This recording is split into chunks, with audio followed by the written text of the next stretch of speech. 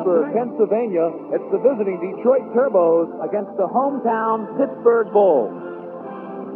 A large crowd expected tonight for a very important contest. Hi, everybody. I'm Leif Elsmo, and joining me once again, Wayne Martinello for a key matchup. Standings for Pittsburgh and Detroit. You can see him down at the bottom with the 5 losses.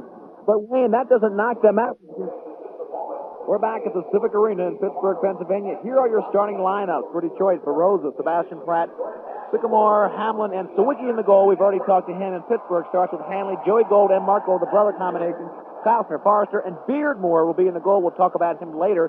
Let's take a look at the goalies. There's Sawicki. We talked to him in the stand-up, and he is going to have a lot of pressure on him tonight. One of the best in the league, if not the best. On the other end of the field, Jimmy Beardmore. Completely different styles, and Wayne Martinello will get into that later. Jimmy Beardmore likes to come out of the goal and play upfield. That can cost them and cause problems. Here's your officiating staff for tonight. A veteran crew, Mike Ventura, Jack Tucker, and Bill Scheidrich. All set for the face-off. Leif Elsmo along with Wayne Martinello. Again, a critical game, Wayne. Both teams needing the victory. Oh, you're right, Leif. This is going to be a big game all the way around. I look for an offensive explosion out here tonight. Both teams, we've talked about the offense, is absolutely loaded. But then again, you've got 2 great stoppers in the goal. So you've got to see who's going to be hot as the game gets started. Mark Gold gets the opening face-off. Starts things off well for the Pittsburgh team. He makes switches right off the bat. It looks like they may have had a defensive lineup in. They got the face-off and changed a few players. Yeah, we're seeing a lot more of what we call in the league ball teams. People will be sent out there just to get possession of the ball. First shot, Joey Gold takes it wide. He's got a 45-second clock, and that did not hit the 4x4, which means that did not reset the clock. Good contact by Detroit.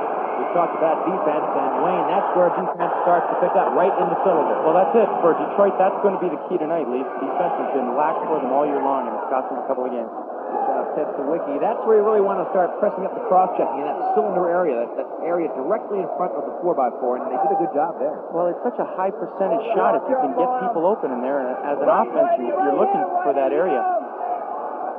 Ball now down for Detroit's first offensive series. Look at that, a pass coming in from Ron Martinello to Terry Martinello. Beardmore was watching the pass, expecting it for it to be caught. It was not caught and went right by Jimmy Beardmore. Look at him. Yeah, this is not a good start for Pittsburgh.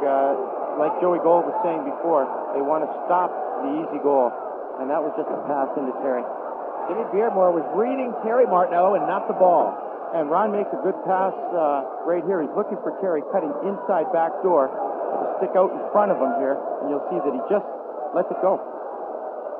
First goal of the game, one of the errant goals that Joey Gold, number 21, has talked about in her open, and has plagued the Pittsburgh team. And right away, less than 2 minutes into the game, they allow one of those goals. It gets chalked up by Ron Martinello. And it's 1-0 Turbos very early in the first period. Now, ball back to the Pittsburgh Bulls. They lose it. And Detroit picks it up very easily. Yes, Detroit looks like they're going to play a ball possession. They had a chance to break out, fast break there, but Timmy Grimbala electing for possession. 13:23 left here at the Civic Arena. A must-win situation. Both teams coming with 5 losses. But that does not necessarily or mathematically knock them out of the playoffs. If Baltimore loses twice, Pittsburgh could end up going to the playoffs. And for that matter, maybe even Detroit. So officially, Ron Martinello gets the goal. Unassisted at 1:01 into the game. It looks off the start, Leaf, that Detroit is going to press the ball up the floor a little more and pick up their checks a little earlier. They're looking to run down the 45-second clock a little more, play a little less tight defense. This is Butch Marino. He's got a tremendous outside shot. Number 66. He wears Lemieux's number right here at the Civic Arena. The ball worked out now in close, and Sebastian takes a shot right on top of Sawicki. Ball turned away and goes upfield. That was Singleton, rather, Tommy Singleton. And now good contact in the middle of the field. Line switching, and this is Rich Gordon coming on, one of the young players we talked about for Detroit. Rich Gordon has been a 2-year player now. He played in 4 games with us last year. Ron Martinello again triggering the offense for the Turbo. This team is the most accurate shooting team in the league. Nobody's even close. Here they come in close, and there's a good save by Jimmy Beardmore. He comes out of the goal. We talked about this, getting that team in trouble. He got away with it this time. Boy, the coaches are really gritting their teeth when Jimmy Beardmore comes flying out of the goal. Well, Jimmy Beardmore is from my alma mater, Maryland, and we used to like to have goaltenders push the ball up. Maryland likes to play that fast break style game, and Jimmy Beardmore just carries that into the indoor game. He is a tremendous athlete. When he gets the ball, he likes to push it upfield. But again, if you get caught and lose the ball with him out of the goal, it can cost you dearly. 11:30 left. There's the contact that the home crowd loves. Well, we haven't mentioned it yet, Leaf, but we've got the two highest penalized teams in the league here tonight. And we'll see a little bit here coming up on the loose ball along the boards. This is where the game is actually won. Loose balls along the boards. Petramala there, 43, the tremendous All-America from Hopkins. And Skip Lickfus in there as well. Skip Lickfus, as we look at Dennis Way, he played the game about 2 years ago. We'll talk to him at halftime, by the way, Dennis Way, and how his first year here in Pittsburgh has gone. But Skip Lickfus was in that last little fray of the boards, and Wayne, he is 36 years old, one of the oldest players in the league.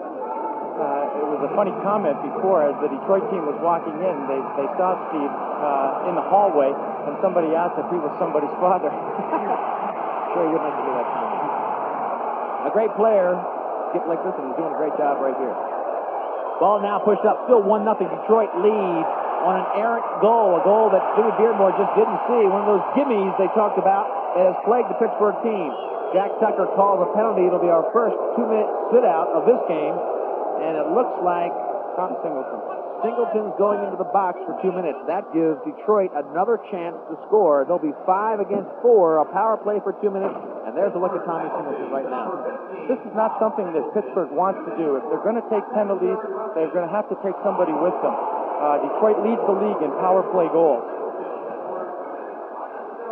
Unnecessary roughness, 2 minutes, and here, again, that Pittsburgh Bulls team, how many times can we say it? They put themselves in a bad pitch situation so many times, and it turns into a goal immediately. Ron Martinello walking right down the throat and burning it past Jimmy Beardmore, and that's 2-0 in favor of the Turbos. So here we're going to get another look at it again, Leaf. What you want to do is you want to move the defense, so you move the ball. You get the defense moving, and Ronnie will come in for that shot right in the top corner. It's a tough shot to stop, even though that he's quite a ways out.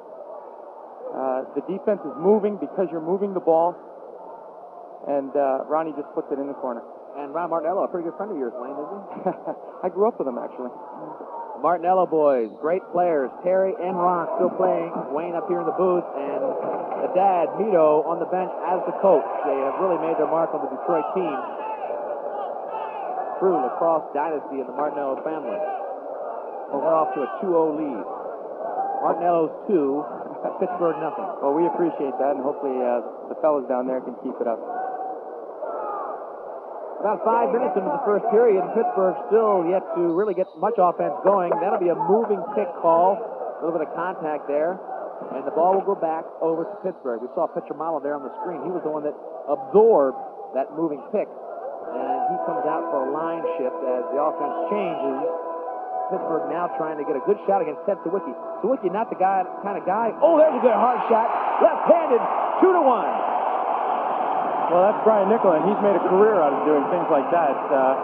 He is just a fantastic lacrosse player, and we're going to get a second look at this, I think. And a natural lefty, Wayne. Yeah, and he'll just take the stutter step and come hard to the center, shooting on the run. Top corner, not much chance for any goaltender with that kind of shot.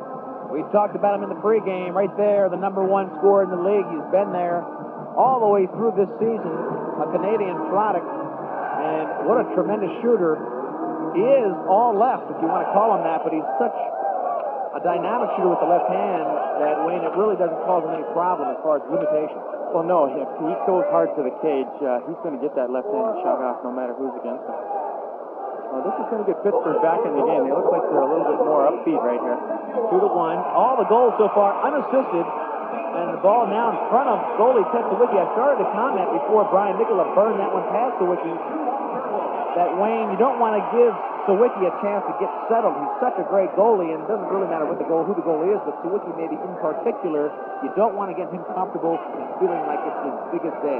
Well, you're right, exactly. And anybody that gets into a groove or gets a little bit of confidence, whether it be shooting or stopping the ball, they're going to be tough to beat on that day. So now the ball into the Detroit offensive end. Under 10 minutes left in the first period, so we've burned up about 6. There again, Rich Gordon, the young kid. Now back to Terry Martinello. He bounces one off the defense, and here goes Pittsburgh running. They're running better than I've seen this year, and here comes a lob pass all the way out front. Here comes Nicola again, head fake, and a score!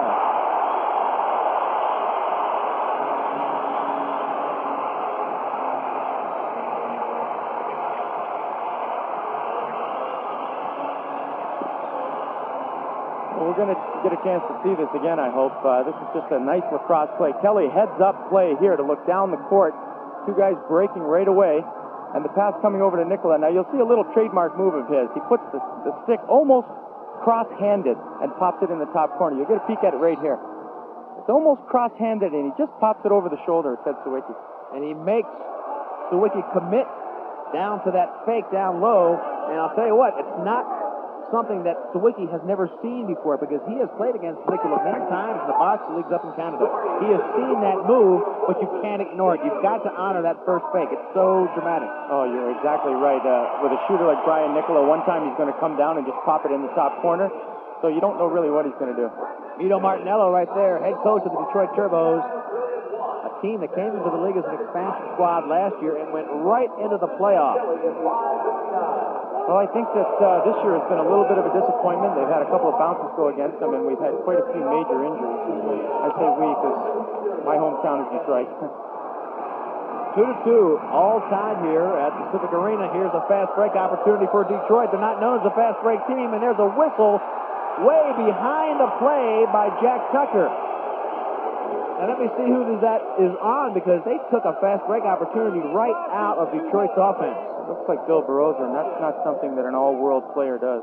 All right, Baroza had a fast break going for his team, and well behind the play, he will spend time in the box with a penalty. Boy, that hurts in two ways.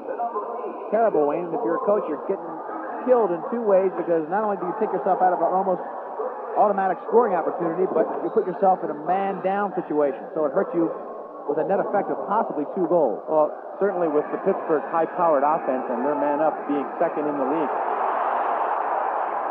Hard hit by Nicola down there, playing defense. Ball cleared all the way up to Rodriguez for Detroit. But Pittsburgh continues a very physical, fast game. They seem to be pushing the full length of the field, maybe better than they have this year. Yeah, they look good. I'm impressed. Pittsburgh is not out of the playoff situation, and I think the guys know it. Pittsburgh has had so many close losses this year. Talk about giving away the cheap goals. They had the defending champion team, Philadelphia, absolutely whooped about 3 weeks ago. Or it was only 2 weeks ago. It was their last game. They were beating them handily, and then they gave away 3 goals where there was nobody in the goal. And ended up losing to Philadelphia and really taking themselves out of playoff competition, although mathematically still alive. Well, Philadelphia has kind of made a career on that. They've been beating everybody in the late stages of the game. I guess it didn't work out for them last night. Good shot of the bench as we see teams moving back and forth now. Detroit trying to burn up that penalty. 1:10 left on the penalty. 7 minutes, 30 seconds left in the quarter. Good hits on the side. Wilson loses the ball. Mark Gold tries to pick it up. He'll have a clear race to the goal. No, defense dropped in beautifully. And now the extra man can step back up with about 50 seconds left. Detroit did a nice job with burning up about 40 seconds on that power play. Well, that's exactly what you try to do on man-down defense. You try to get a little bit of movement on your players and run picks off the ball and just try to delay the clock a little bit. I noticed also, I'm sorry, Leif, I noticed also that Pittsburgh is using a ball team. Even though that they're playing defense with a defensive squad, they're looking for some people to come up with the ball and then a quick change and get their offensive people out there. There's Marino with the shot out front. That's his trademark shot. Here's Beardmore coming all the way out and leveling the Detroit player. And he'll spend time in the penalty box. He hit him from the blind side, and that's the call on that. Beardmore leveling the player, and he'll be down. There's a ruckus on the field. Both benches emptying. Looks like they might be really getting into it early. 6:39 left in the first quarter. It's 2-2. We'll take a short break and come back, and it'll be Beardmore in the box. And all even for 17 seconds. The action's getting hot. We're back at the Civic Arena, and Wayne, this is a killer play for Pittsburgh. Well, Ronnie Martinello looking over his shoulder back at the ball, and it's a tough call. It looked like a clean hit on the replay, but it was you don't get a chance to see a replay as an official. Yeah.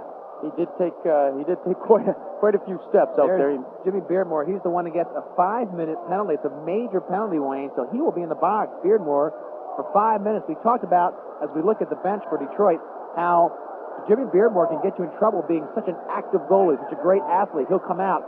That was a great, intense hit. Dangerous, though, and that's why the referee called it, because when you're hitting a guy from the blind side, it's a dangerous hit. I think that was Ron that took the hit, Ron Martinello. I'll tell you what, Ron Martinello on a fast break against Beardmore, again, very dangerous. Beardmore read that, came all the way out about 30 yards and really leveled them on the blind side. 5 minutes in the box. Here's the situation. We'll be dead even, it looks like, Wayne, for about 17 seconds. That's how long it's going to take for Detroit to get their man out of the box. And then they're going to have a good long while on a power play. Well, yeah, Leaf, and it puts their Bruce Donaldson, their second-team goaltender, in a precarious position because he's got to come in now with just a couple of warm-up shots, and Detroit has the possibility of scoring 2 power play goals before that penalty to Beardmore is up. Right, so he didn't have any good warm-up. As we see, Donaldson, number 1, he was scheduled to play the second half. That's how they do it here in Pittsburgh. Beardmore would play the first half, Donaldson the second. And here's Jimmy on the sideline right now. All-America at University of Maryland.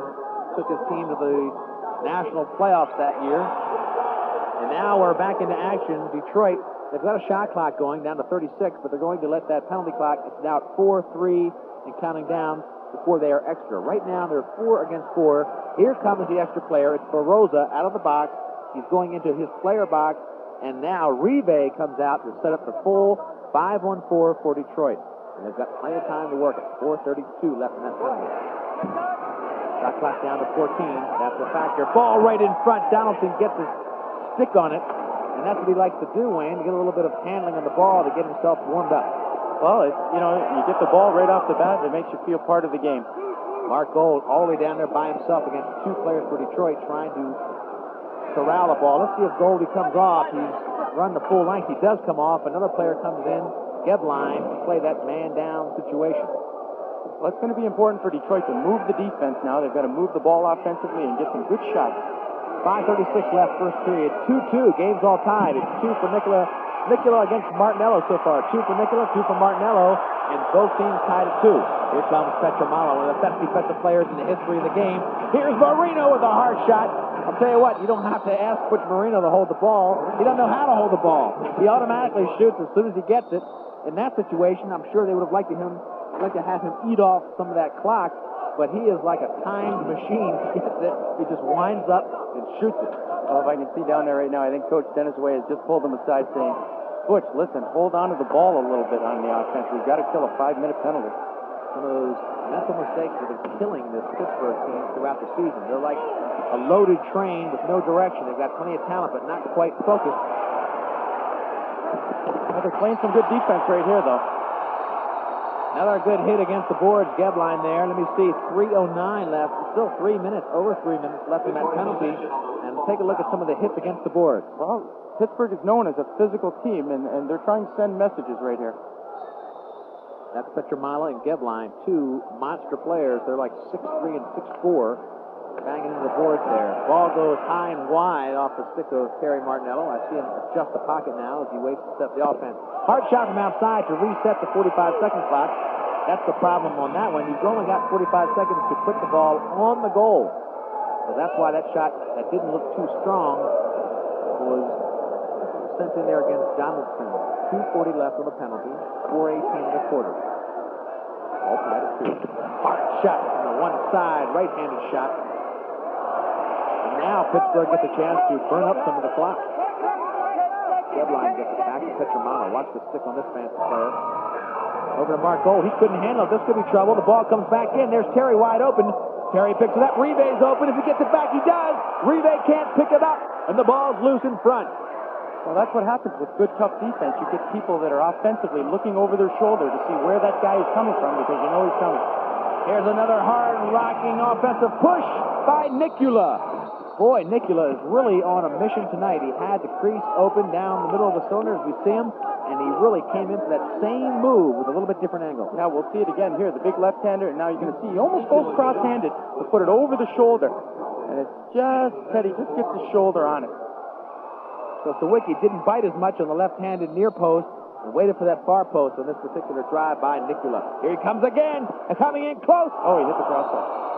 Same dish-off move, Nicula, 3 times straight. He scored 2 goals, and he's tried that move twice since then. Look at him, he's tired, but watch how he pushes in against Ed Sawicki. And here it is again, and he gets the crossbar. Oh, he gets the post, I'm sorry. He went so deep into that wing that he made Sawicki lay against the near pipe. Same basic move, a little bit deeper commitment.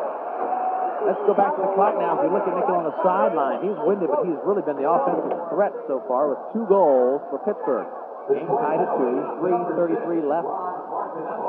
Oh, and look at this, a penalty on Ron Martinello. Now that really kills them. 3 minutes they've wasted as we look at Ron in the box on the power play. And Wayne, now they're basically even. They've got about 2 minutes left, less than 2 minutes left on the 1 penalty to Beardmore, and the almost identical time now on the new penalty to Ron. So it'll be 4-on-4. Well, this really works to the advantage of Pittsburgh.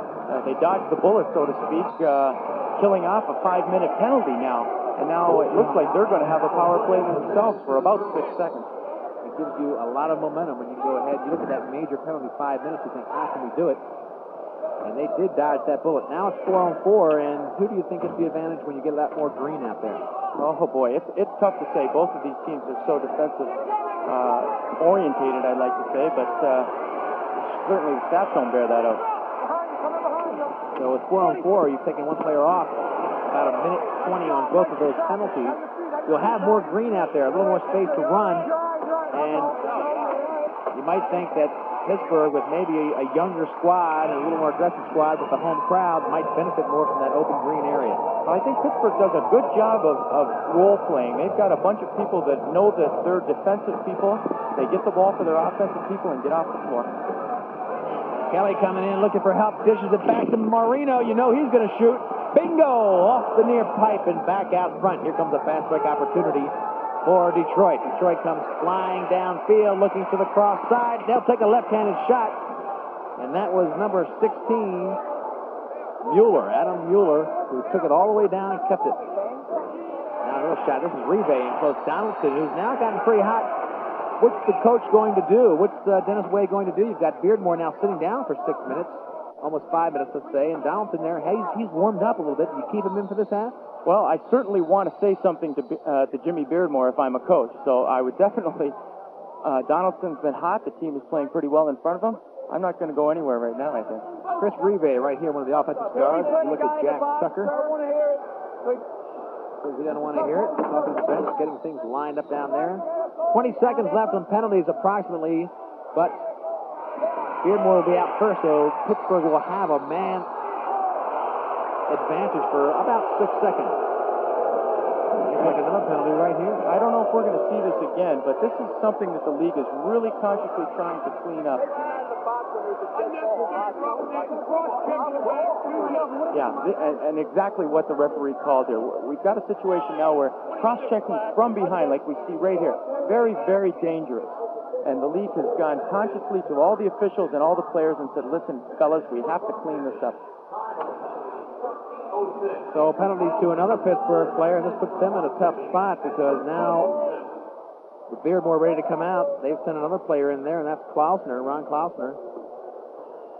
They'll only have 3 players on there. It's 4-on-3, and in just 13 seconds it'll be 5-on-3, and then a few seconds from then it'll be 5-on-4. That sounds confusing. It is. There's 3 guys in the penalty box. Donaldson deflects that pass. 1:40 left in the first quarter. The game's tied at 2. Scoring all early since 6 minutes into the quarter. That's when 4 goals were scored in the first 6 minutes and nothing since. Donaldson comes out now, controls. The player is out of the box.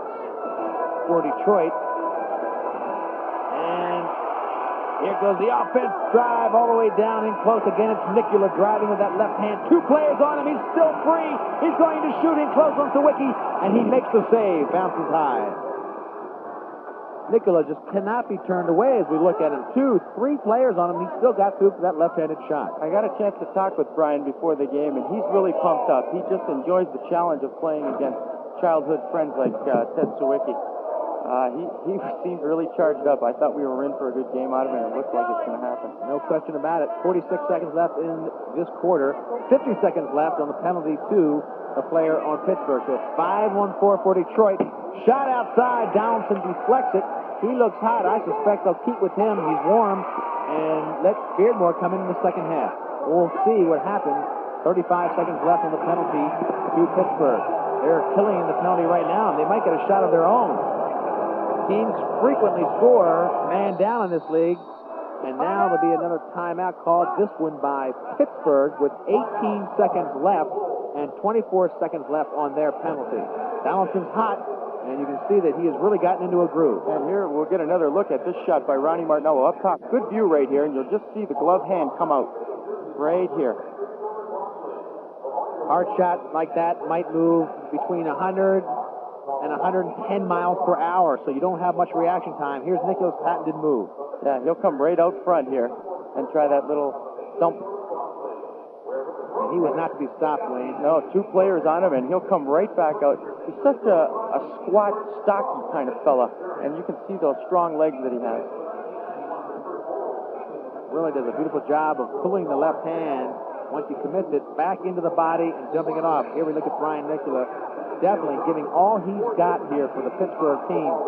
Not out of the playoffs, Pittsburgh. If they win tonight, they'll end up with the 5 losses, yes, but 3 and 5 mathematically alive for the playoffs. It'll come down to the final weekend next weekend. It's just been a great season. The games have been decided in overtime. I think we've had 5 overtime games this year, 1-goal games. It's just been great. And here's Mito Martinello and the great team from Detroit who really electrified the Major Indoor Lacrosse League last year. 17 seconds left, 16. Here comes Mark Gold in with a shot of his own. And a beautiful glove save dropped behind the stick from Ted Sawicki. He does that so well.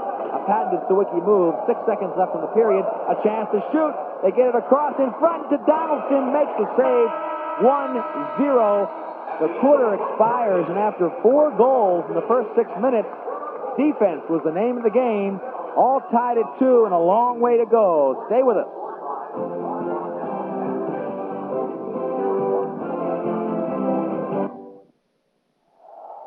The action's been hot and heavy at the Civic Arena, and this was the last offensive push with seconds to go by Grumbola of Detroit. Yeah, and they had a chance to score here. I thought they weren't going to get it down the floor, but it was a nice break, and he just shoots a little wide. You see Donaldson coming out big, pushing that ball out to the side. I'm trying to see. We're about 1 million miles up here in the Civic Arena. Is that Beardmore back in? Did you pick that up? It sure looks like him. Looks from here like Beardmore is back in the goal. We will confirm that. Yes, it is Beardmore. As a matter of fact, in that last save, it was Beardmore in that. So he came in for the last seconds. He made us sound like we didn't know what we're talking about, because as soon as he got out of the box, he went right back into the goal. So Dennis Way sticking to his plan, using Beardmore early in the game. Well, he is an adrenaline-type player, and he can fire your team up. The thing is not to take stupid penalties. Game tied at 2. This is Detroit in purple against the Pittsburgh Steelers. Tough Pittsburgh Bulls. This team is an expansion team that's doing so well, drawing crowds, and narrowly missing a very successful win-loss record. Ball pushed in right past Beardmore. You can see he almost came out of the goal again. 16 seconds left on the penalty that's counting down. I don't even see anybody in the box, though. Is that the penalty that's 1, 2, 3? I'm going to count players. There's 5-on-5 on the field. There's a penalty counting down on the gondola scoreboard, so I don't know what. That must be an errant clock. 5-on-5 on the floor, I can tell you that. Beardmore deflects that ball beautifully. So far it's been Martinello 2, Brian Nicola 2. And Detroit now giving some good pressure to Beardmore. If Beardmore stays in the goal lane, he is very tough, very impossible to beat, very difficult to beat. Well, he certainly has credentials.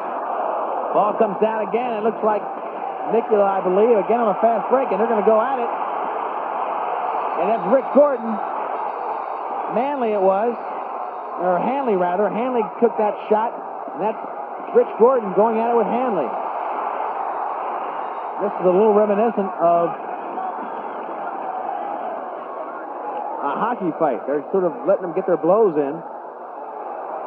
Well, these two teams have no love lost for each other, and it looks like they're trying to send messages back and forth. Rich Gordon, a young player. And Pat Hanley, a veteran out of Loyola College. Rich Gordon, not a little guy. If he's young, he may be young, but he's not little. Rich Gordon, very strong. He's shaking his hand, Rich Gordon is, as he goes to the box. He may be getting some help because he put a couple shots in there with a bare fist.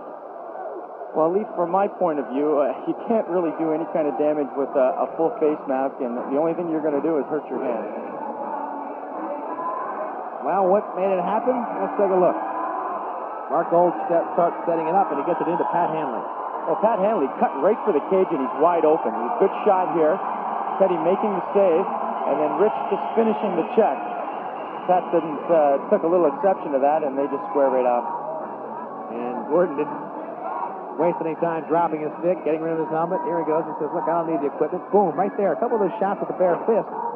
I think Gordon took the worst of it. There's Hanley over there. Classy player. I'll tell you, Loyola College has a lot of great players in this Major Indoor Lacrosse League. Philadelphia has 5 of them. They're defending champions. Ball now. I'm sorry, go ahead. Loyola, certainly a quality program. I understand they're having their tournament out there today and tomorrow. I'll be there tomorrow, I guarantee you. They're playing North Carolina probably, and that's going to be a Final Four kind of matchup. I think the winner of that might be seeded ranked third in the country. But back to live Major Indoor Lacrosse action. Jack Tucker blowing the whistle.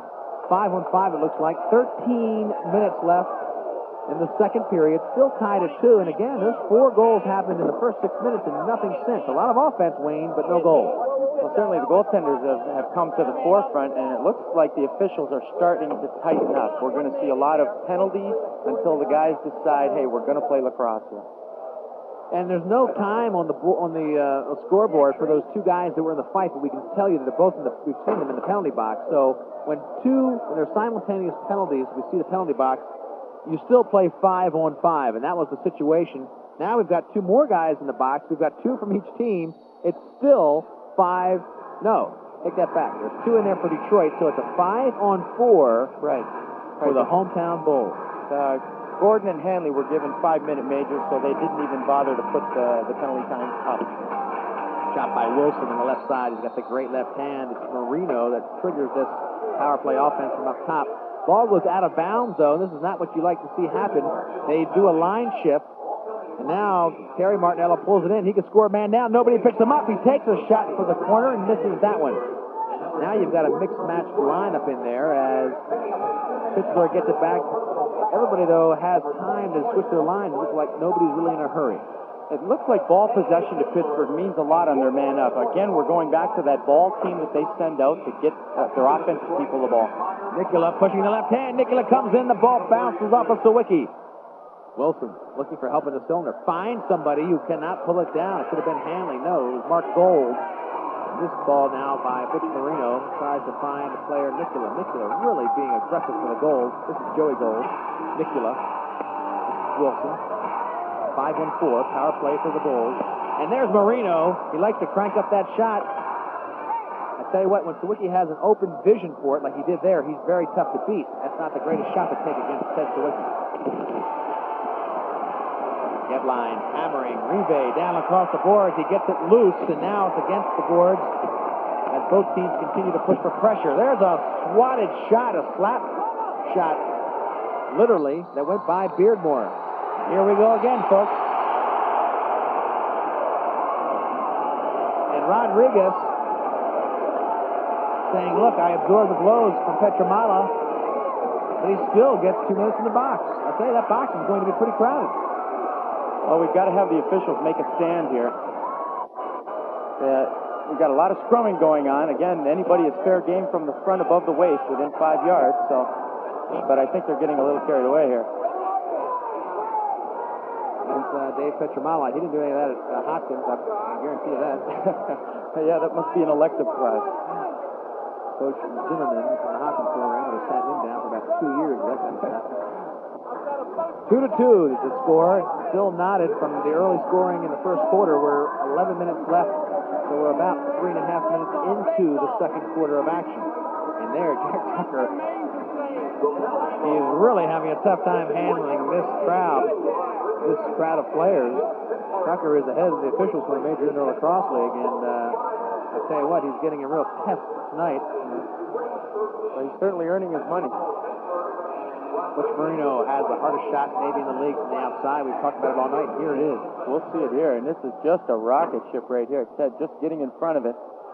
Now, see, that ball was sort of down right at his stick. It was not a well-placed shot and had nobody screening it. Not a great shot against the Wiki. If Marino chooses the right time to shoot that shot, it is very difficult to stop.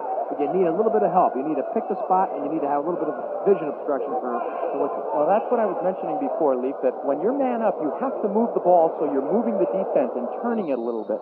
And that way he's shooting at angles. Right in front like that, it's not too tough for Ted Sawicki to make that save. Face-off possession now to Pittsburgh. 2-2 the score, 11:38 left. Second period. Ball comes down in close, and they'll pull out and reset. Pittsburgh now in yellow and black. They will have a 5-on-4 for about 6 seconds. The penalty almost expired. They better get a shot, and they take one. Mark Gold and another follow-up. Joe Gold, the Gold combination on the far side. But Sawicki came up big. The clock shows no time. The penalty should be out. I think we're going to get a second look at this offensive thrust here by both the goal players. Very good lacrosse players and nice people. Mark Gold starts it off.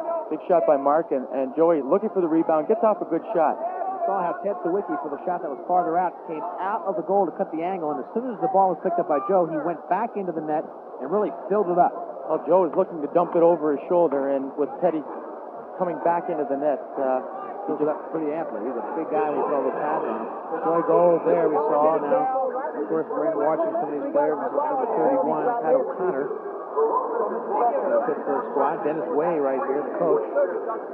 Tremendous player. And again, lacrosse players usually run in bunches.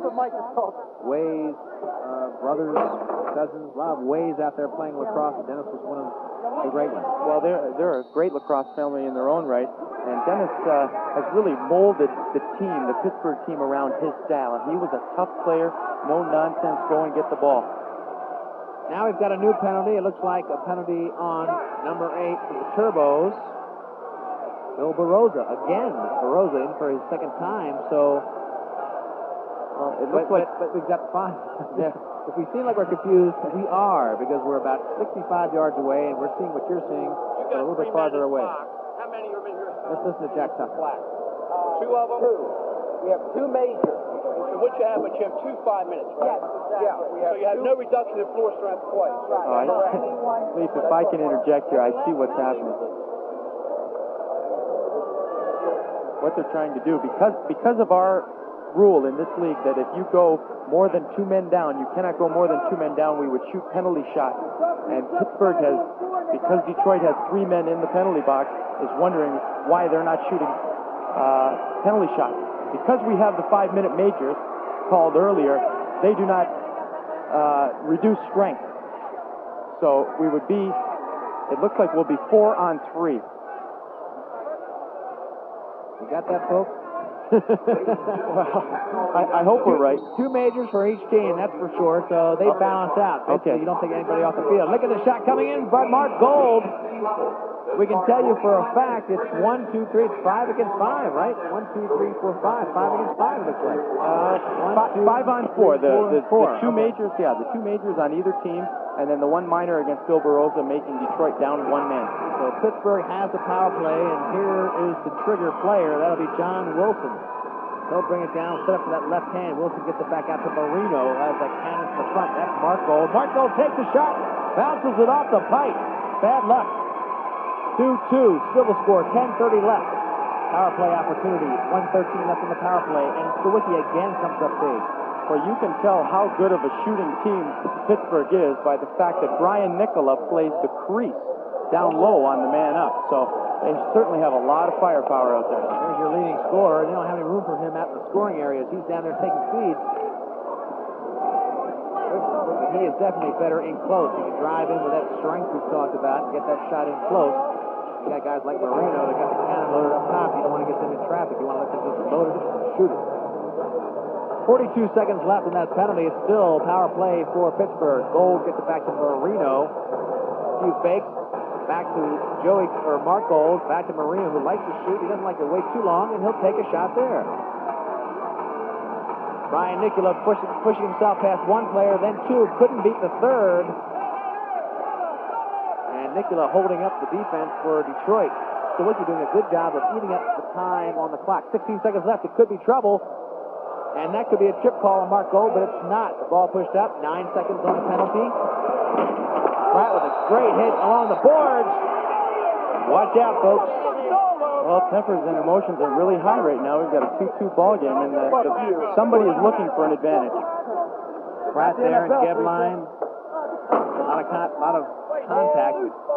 And right in that penalty, right in the player box area, also, Wayne, is a very, very tough place to get the contact because a lot of times you'll get the players involved on the bench. And here we got another look at it. It looks like Dan Pratt just pulled Petramala, I believe that was, down. And we've got a loose ball, Pittsburgh ball. Well, let me tell you, folks, if this is your first experience with indoor lacrosse, the Major Indoor Lacrosse League is usually not this penalty marred.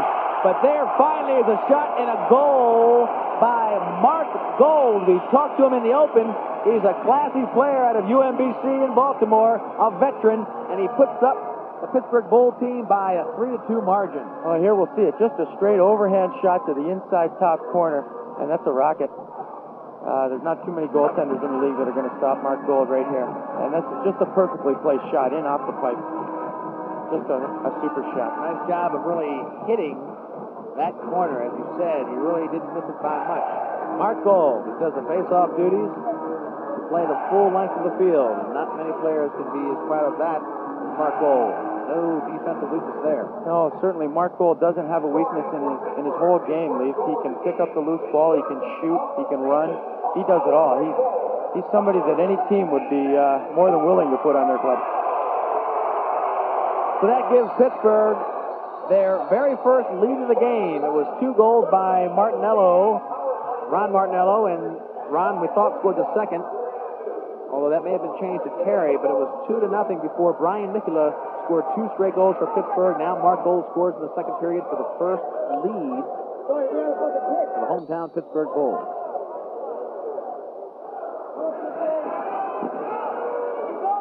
Now Detroit in the offensive end of the field. It looks like it's a 5-on-5 situation. Things back to normal as far as team strength. Pushing it inside, trying to find his player Barnes on the crease, and not being successful. The ball is still loose along the board. We have a hand pass there. Detroit ball. Livingston now goes back. They set up. It's 5-on-5. The Turbos.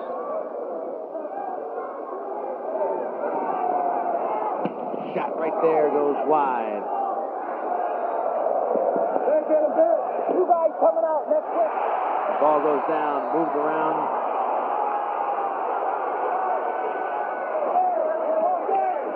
Baseball foul, 8:39 left. 3-2, the Pittsburgh Bulls leading.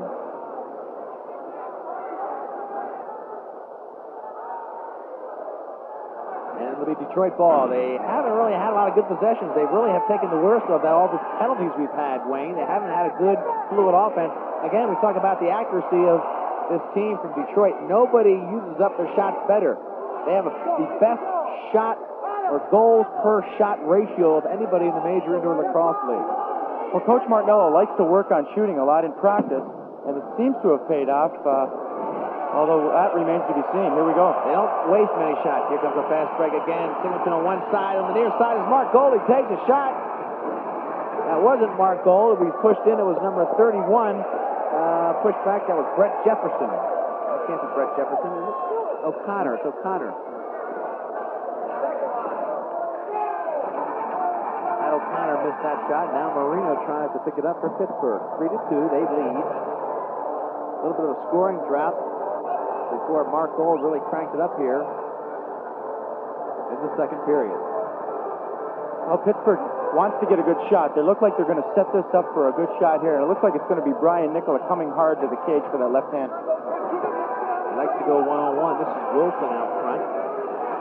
Detroit in a nice man-on-man position for defense. This is Marino getting open. He takes a shot against Sawicki. Boy, he does that well. He puts his stick out with his left hand, and he backs it up with his right hand. And an easy save for Ted Sawicki. Hammer check from behind, but Terry Martinello comes up with the ball. At lead now. Back to Terry, and a shot against Beardmore, who really hasn't been active in a long, long time.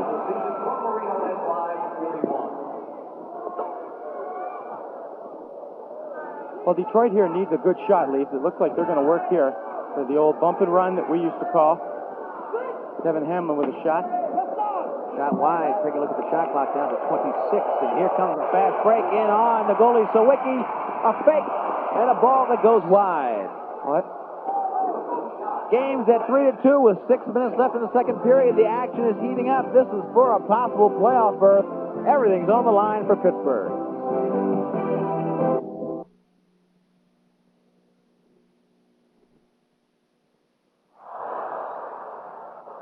We're back at the Civic Arena. The score 3-2 in favor of Pittsburgh, the home team. Detroit in purple. Both teams coming in fighting for their lives here as the season winds down for 1990. And they scored quickly, Wayne. They scored 4 goals in the first 6 minutes, and then it was a little bit of a dry spell. A lot of offense as we look at Ted Sawicki, and he was one of the reasons why there were many goals. He was turning them back in dozens. Well, Ted Sawicki has been like that for Detroit for 2 years, and certainly, in spite of the fact that Detroit is 1-5, Ted Sawicki has had just another phenomenal season. 5:37 left in this second period. Here's the bench for the Pittsburgh Bulls. They're calling an official timeout right now as we look at Butch Marino right there. Dennis Wade calling his players over, trying to control this bunch. I'm telling you, this team is a rogue bunch. They are a lot of talented players, but if there's one team in the league that is tough to control, it's this group right here. There's Jimmy Beardmore. Kelly behind him. Beardmore closing himself down with that drinking water. A lot of pads on those goalies, Wayne, and when you put all that work in down there in the goal, you know, you sweat a lot, you lose a lot of weight. Lean and mean Jimmy Beardmore is, but you really got to take a lot of water, and it can take a toll on the goalie. Oh, it certainly can. It's nothing for these goaltenders to lose between 5 and 10 pounds during a lacrosse game. Pittsburgh is actually pushing offense pretty consistently here, and here's another reason why they are leading 3-2. Well, this is just, we're going to get a chance to see a unique move in lacrosse. We call it a reverse behind the back. Oh, no, I'm sorry, this is not it. This is save by Sawicki, comes up big and makes that save. We've seen that so often in this game so far. I believe just before we went to the break, we got to see Johnny Wilson on almost a breakaway with a reverse behind the back, something we don't see in lacrosse very much. The skills of the Major Indoor Lacrosse League players, it's just tremendous to see what they can do with a stick. Here's a shot in close, and it's a goal by Ron Martinello. His third goal of the night. And Terry, or I should say Mito, is very happy about it on the sideline. We're going to get a chance to see it here again, Leaf, and you'll see that Ted creates this play to Terry. Terry looking across, we thought he was going to go inside to Richie Gordon. He skipped him to Ronnie, and Ronnie with a hard shot to the glove side. That hip is such a tough place to save. You can see that shot went right to the hip area. If you shoot high, you can put your hand over there, your shoulder comes up, your arm gets to it. You shoot low, your feet get to it in the bottom of your stick. If you shoot for the hip, which a lot of the great coaches teach players to shoot for, it's very tough to move. It's a farther move for any part of your body, and there's always a hole there. Well, you said it right. Indoor or outdoor, for the kids out there listening, future lacrosse players, shoot off the hip. Ron Martinello gets unofficially a hat trick already. There was a little bit of a discrepancy in the score that Terry made about his second goal, but we believe Ron has 3 straight goals. Here comes Pittsburgh coming right back, and they get a shot on Sawicki. 3-3 is the score with 4:46 left, and it was Ted Sawicki again coming up very strong in the goal. Ball now pushed back into Detroit's offensive end. Ted Sawicki has done that so often for Detroit, just turned away the fast breaks. Detroit, known for great shooting, not known as a fast team, and they have a lot of fast breaks breathing right down the throat of that tremendous goalie, Ted Sawicki. 4:20 left. Counting down. Beardmore now corrals the ball. He looks for an outlet pass. Here he goes. He's starting to wander. This is what gets gray hairs on a coach. He brings the ball up himself. Now he gets rid of it. 4 minutes left in the half. Game tied at 3. Mark Gold comes in. He scored the last goal for the Pittsburgh Bulls. And we have another whistle on the crease. A lot of pushing and shoving in there. And I think Jack Tucker is doing a good job here. He's going to tell the players right away that he's not going to stand for this. They're going at it pretty heavily in front of the net. I don't know if we should be listening to this. Probably not. It looks like we've had a challenge issued by Forrester. Forrester, who challenges people before the game even starts. He's the defensive enforcer for the Pittsburgh Bulls. He goes into the box. And looks like he took Barnes with him for the Detroit team. So again, it'll be simultaneous fouls. You will not see the time on the scoreboard, and they'll still play 5-on-5, but those two guys will pull down. As we look at Barnes in the box of Detroit, they'll pull down in the penalty area. 5-on-5 still. Here comes Hamley looking around. He's knocked down with a tough defense by Pratt. And they're looking for the open man. Finally finds Gebline on the far side. Gebline playing right-handed now, going behind the goal. Hacking defense, really giving him a lot of pressure. Good right-handed shot, bounces off of Sawicki. All the way across, a long throw, dangerous throw. And not quite picked up by Joey Gold. Joey Gold tries to play to the D, but Mark saves him. The brother combination gets the ball back for Joe. A double team gets it back to Gebline, and the ball misses the 4x4. We've got a delayed penalty on Detroit. Not a good foul and not a good time. So they will continue the offense. Here comes Beardmore off. Beardmore running off. They'll have a 6-on-5 because as soon as they lose possession, the whistle will blow. It's a delayed penalty. It'll be man up for the Pittsburgh squad. And there you go. As soon as they lost possession, the whistle blows. Beardmore will go back into the goal, and it'll be power play Pittsburgh. We've seen a bunch of them. 2:56 left, second period. Hey, these guys are getting more of a workout than anybody else. Tucker and the crew. Saw him eating a hot dog down there before the game. I bet he's feeling that right about now. Well, they did a lacrosse game, they told me, before this game, and it looks like they've got another one coming up in about 12 hours. Some people just love lacrosse. They flew in here from the Baltimore area. Are they working that Loyola tournament we talked about? That's what they said. Yeah, they had Notre Dame Loyola.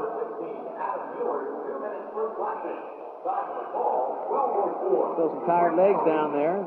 Traveling crew. That's doing some traveling. Played the early game there. They caught a 3-something plane out. Got here around 5-6. Jumped in this game. A lot of penalties in the game. Here's the last one. Well, this is not a good foul at all. The ball is given up here by Tom Hutchinson, and he will just wrap his hand around and drag the player down.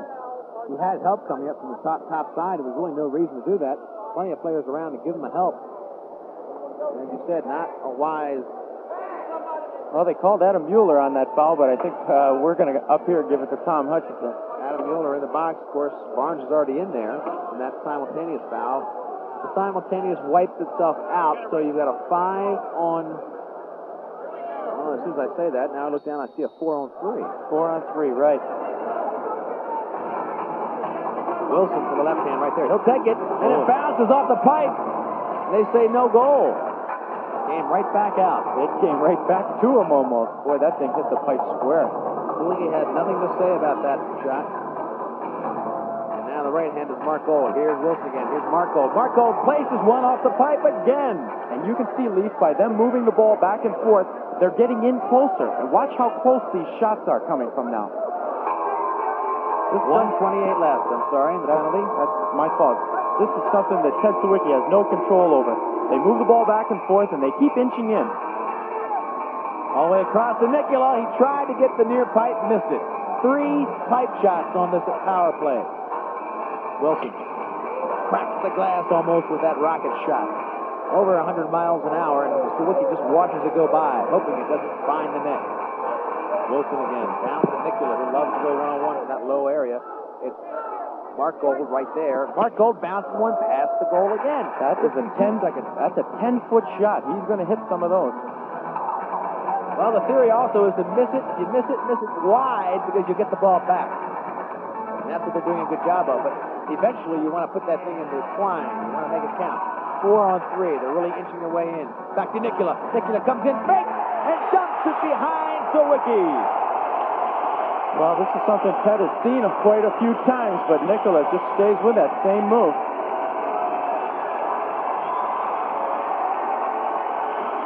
And as we said before, Brian Nicola has very, very fast hands and good stick skills. You'll see here the behind the back from Wilson. He'll drop the fake low, up over the top, and in. In lacrosse circles, my friends down in the Maryland area would call that the old dip and dunk, Leaf. Did a great job. He had Sawicki seeing circles. He didn't know which way to go. Faking them low, dumped it in. And look at that. There's a happy player, Brian Nicola from Canada. Third goal tonight, hat trick. 4 goals for the Bulls. We talked about him in the open as being the leading scorer in the league, and I think he's proven why. Tremendous box skills for Brian Nicola. 1:29 left in the half. Here's your score, 4-3. And Brian Nicola is carrying the Pittsburgh Bulls on his back. Well, he's done that more than once this season, and I think that as the years go by, I think we're going to see more and more from Brian Nicola. That erases the penalty, so the Turbos find themselves down by 1. They got off to a 2-0 lead in this game, but since then, it's been a 4-1 game in favor of the Pittsburgh Bulls. Well, we've got a pretty important possession right here by Butch Marino. 1:01 left in the half. Pittsburgh with a chance to get another goal and go in at 5-3. One goal, really not much of a lead in the Major Indoor Lacrosse League because you can score so quickly in this league. You don't feel comfortable with a 1-goal lead. It's basically a tie game. Butch Marino, Mr. Malata, his backside. Marino wanting to hold the ball. Shot clock down to 3, down to 2, down to 1. He's going to lose it. The shot clock is down to 0, and nobody's blowing the whistle. We've had no buzzer at all whatsoever.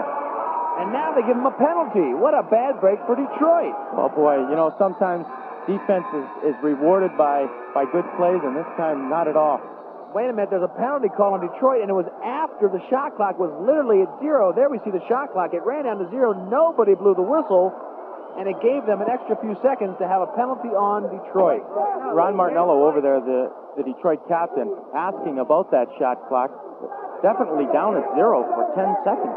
Here's Mito Martinello. They really got the bad end of that one. And Mito knows it. I tell you what, we can validate that on video. I swear we watched that go down to 0, and there was no whistle for about 5 seconds. And about 4 seconds after it was at 0, there was a penalty on Detroit. Well, sometimes you just can't win for losing. The Detroit team told in the locker room before defense was the key. And here we'll see the penalty again. Barnes picks up the penalty. 26 seconds left in the half. Here we go. He's high stick. There's no doubt about the penalty, but the whistle should have probably been blown, and Detroit should have had the ball. It doesn't matter. We still got a penalty here. You have a signal that you can do it. Was it, guys? Well, I almost wish I was in that conversation because I could help out the Detroit team to keep things even. There's no question. You can follow them in the back. It's certainly not something that... Well, Ryan was right. He had his eye on the shot clock, and evidently whoever blows the whistle didn't. So now they try to sort things out. 4-3 the score. Pittsburgh, the hometown team, they're leading by 1 slim goal against Detroit. Detroit got off to the quick lead, 2-0, but 4-1 since then. And the guy that's carrying the load for Pittsburgh, I'm almost afraid to listen to the conversation or I'll talk, but I'm afraid what they're going to say, so I'm trying to cover it up. I think we should talk as much as possible here, Lee. Just to interject a moment, there's a situation here that now, if we have a goal scored by Pittsburgh, it could deflate the whole Detroit team. It could be a big turning point in the game right here. Well, let's see what happens. 20 seconds left. 5-on-4. Yet another power play for the Pittsburgh team. Wilson with that left hand. I'm telling you, it's a rocket, but it keeps missing that near pipe. Ball dished back out. It'll probably burn up the first half right here with 6 seconds left. Beardmore tries to just push it all the way up. They've got chance. 2-1. No! The pass took them out of a chance. If Joey Gold would have shot, he could have had a chance to score. But they didn't. As we look at the bench, nevertheless, that penalty will carry on to the second half. 1:34 left on that penalty to Barnes, and that'll be enforced in the second half. But as the first half ends, the score is Pittsburgh 4 and the Turbos 3. An exciting first half. Low scoring, though, I might think, Wayne. We expected a lot of goals because of these high-powered offenses. Well, we've got another half to go. I think maybe the fellas are going to loosen up a little bit. Everybody's tight. They know they still have a chance at playoffs, and they know the defense is the key. So a home team likes to come out and be very, very aggressive, like Pittsburgh, and they did certainly do that. Teams filing off the arena floor. Again, a very physical, very, very physical, if nothing else, first half. As you might expect, these two teams playing the last shot at a possible playoff berth. And both coming with 5 losses, but 5 losses may get you into the playoffs in this short Major Indoor Lacrosse League season. They only play 8 games.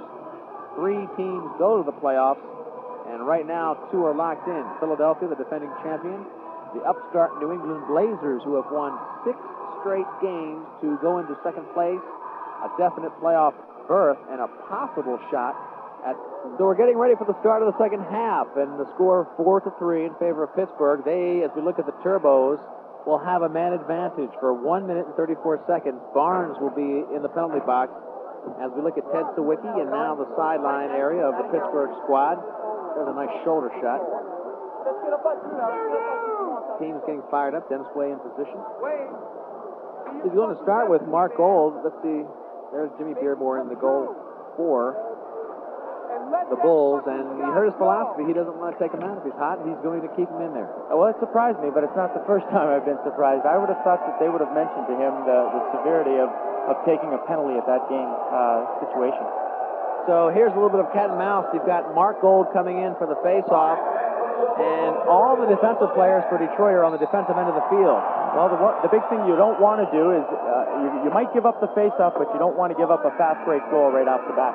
And I think it was Grambola who was trying to get that face-off for the Turbos and did not come up with it. So possession, and they changed for their offensive personnel, just as Dennis Way said they would. They've got 1 minute 15 left. They want to get a good shot. This is Mark Gold. He wanted to get it across to Wilson, I think, but he couldn't quite handle it.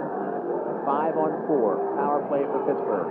Marino with the cannon to Wilson with the great left hand. Gold already has one. Boom! Misses the 4x4, so Wiki will try to eat up some time. Looks for the outlet. Lob shot could get intercepted. It is. Here comes Zicula looking for help. He'll take the hard shot, and he misses the 4x4. Whoa! Ted Sawicki almost cost himself dearly. Well, he wanted to make the finesse pass and just underthrew it a little bit, and Brian Nicola with a good stick skill just reached up and snapped it. 38 seconds left in the penalty. They're trying to burn it up here. Pratt going in, lost it. Now you've got a 3-on-2, 3-on-1. Here comes Pachamala. He'll shoot. And Sawicki with a great save. Treacherous area. We'll talk about that down in the corner. It looks like they're slipping, and they just put this carpet down after a hockey game that was played here by the Pittsburgh Penguins about 3 hours ago. So that surface looks like it's getting a lot of moisture, and it's causing some slippage down the corner. Marino, hard shot. Sawicki comes out and cuts the angle down. 4 seconds left in the penalty. This will be the last shot, and Sawicki makes the big save. Joey Gold, penalty in the crease. Possession now to Detroit. They'll give it back to Sawicki. All even. They burned it up. 134, and they ate up the whole time. That means 4-3 to score. Detroit with their first offense of the second half. Well, that could give them a big lift here, Leaf. If they can get a good shot and possibly a goal here, it would give them a big lift. Let me ask you something. Terry Martinello with the ball right now. Another brother who is a tremendously skilled player. We haven't heard much from him. He's had a back problem this year. Is he healthy? Terry is hurting right now, actually. And shot in close. We'll get back to Terry in a minute, not to interrupt you, but let's take a look at this shot in a goal by the Turbos. The crowd not happy about it, but a goal by Jeff Sinelli. And this is going to be a big one for Detroit because this is his first lacrosse game, fellas. And where does he come from? Is he a lacrosse player? Well, he's a lacrosse player that came to us from Michigan State University. He just graduated and came out with us about halfway through the year. A big kid, 21 years old. So Jeff Sinelli, Mito Martinello got help where he least expected it from Jeff Sinelli from Michigan State. That's right, fans. Not the lacrosse power of the United States, but here's a kid who's a great athlete, and he was in the right place at the right time. 4-4. It's all tied here at the Civic Arena. Petramala trying to start some physical enforcement. Ball out front. It could be a shot in close, and it bounces high past Beardmore. So, unusual start. Crowd didn't like it very much at all. Score by Sinelli early on here in the third period for the Turbos. Now with 12:30 left, possession for Pittsburgh. They had a power play they didn't take advantage of in the first minute and 34 seconds of this period. comes the push by Nicola. Nicola with that power move with the left hand. He always gets the shot. Open shot out front, and it's saved by Sawicki. Unbelievable. Here's a team that doesn't really like the fast break, and they'll pull it back to show you why they're not known for speed. Mueller now, he's got some speed. Look at him come in. Left-handed shot, just misses the cross pipe. Oh, it looks like the guys are going to stick to lacrosse the second half here, Lee. Hopefully they'll let it go. We had 15 penalties in the first half. Got to be a major Indoor Lacrosse League record. Ball pushed around, Sawicki has, bounces it out now. This will be controlled on the near side. This is Mueller. Far side now, looking for help. They've got a man wide open. They can't get it across the plane of the goal. Parked on the one side with Barnes. Well, this is lacrosse, up and down, Lee. Open shot on Sawicki, but a check from the rear saves the one-on-one. Another outlet pass. Continuous fast break. Barnes open on the far side. Can they find him? Mueller in the middle. Mueller cannot pick up the ball as he's hammered in the cylinder. Well, that was good defense, actually. This is lacrosse the way we like to see it, Lee. Hopefully you stayed around for this half after seeing that penalty-marked first half. Beautiful, fluid offense here as we open the third period. 11 minutes left. We've gone 5 minutes into the third quarter of play. And Jeff Sinelli has tied the game for the Turbos. Well, it now looks like we know what we're talking about here anyway, Lee, when we mentioned we were looking for a high-scoring game. I think we've had a lot of offense, and that's really all you can expect. We have talked about that, you and I, before the game. We knew there'd be a lot of offense, but we didn't know how big the goalies would come up. So far, they're playing very effectively, which means there's a low score, even though a lot of offense. Yeah, well, I didn't expect the chippy stuff that we saw in the first half, but again, you know, there's a lot of emotion riding on this game, and the guys are all charged up. Shot clock down to 13 seconds. Pittsburgh's got to get one on the 4x4. They're not going to. Push back into the offensive end of the field for the Turbos, but now ragged in close back to Beardmore. They've got speed. They've got a man wide open. It's going to be Sawicki. One on Sawicki. Far side is Joe Gold. They can't get it to Joey Gold. It was the Gold brothers. Now Mark looks for him again. But he's got three defensemen by now. Mark Gold had Joe in the one wing, but he could not get it past the single defenseman. Well, Armando Rodriguez played that pretty well. That's all you can do is give the shooter his shot and hope that Ted Sawicki will come up big. And there's a possession call here. If Detroit gets the ball back, they'll shift some lines. Sebastian comes on. And a little bit of talking down there. 10 left. Third quarter action. Detroit with fresh legs in there, looking for some offense. Here comes Sebastian. He's looking in close, trying to get a left-handed shot. He takes one low, but Beardmore scoops it up. He looks immediately for an outlet pass, but the team is tired, and they elect to get the good, solid possession and change some people of their own. And that's usually an indication that the guys are looking to play lacrosse. The goaltenders are looking up the floor. They're looking to headman the ball and push. Now I see Beardmore stretching continually. I want to go back to when he ran off the field in the first half. He looked like he was limping to me, and he's been stretching every minute that he doesn't have the ball. Let's watch and see if he's been injured. Marino comes in and misses wide on the 4x4 to the right side. Again, we'll watch Jim Beardmore. He may have a leg strain that could affect his play. Well, he was down there chasing loose balls on that wet carpet down at that end, so you could be right. Beardmore now. Not Beardmore, this is Butch Marino. Rockets that ball right off of Sawicki, but they're pushing it in close, and Skip Lickfist, 36-year-old player, and gets a shot in on the crease. One of the best in the field game. Now a coach at Mount Washington and a good player here for Pittsburgh. Well, that was an interesting matchup. A 35-year-old against a 33-year-old Bill Baroza. Let's give him I think it's 36. Let's get him up there. He'll hate me for it. He's a great player. Skip Lickfist, WNL. Towson High School, where I played high school ball. Really dedicates a lot of his life to lacrosse like a lot of these guys do. 4-4, 8:40 left, third quarter. Sonelli for Detroit, the only score so far here in the third period. And there's a shot by Mueller right off of Beardmore. Crowd not really happy. They thought they had things their own way when Pittsburgh came out with the extra man, but they could not capitalize. Detroit being hammered into the boards, and Wayne, it looks like an injury. Do you know who it is? Yeah, that's Chris Rive, and he had a sore back to begin with. This doesn't look good. You heard it from here, and we are a long way away, I'll guarantee you, as you see Chris Rive down on the surface. And if you've got some numbers on him, I know he's one of the leading scorers on the team, without question. Yeah, They're going to take a look at Chris Rive. We'll take a short break and come back with 8 minutes left. The game is all tied, but the emotion is racing forward.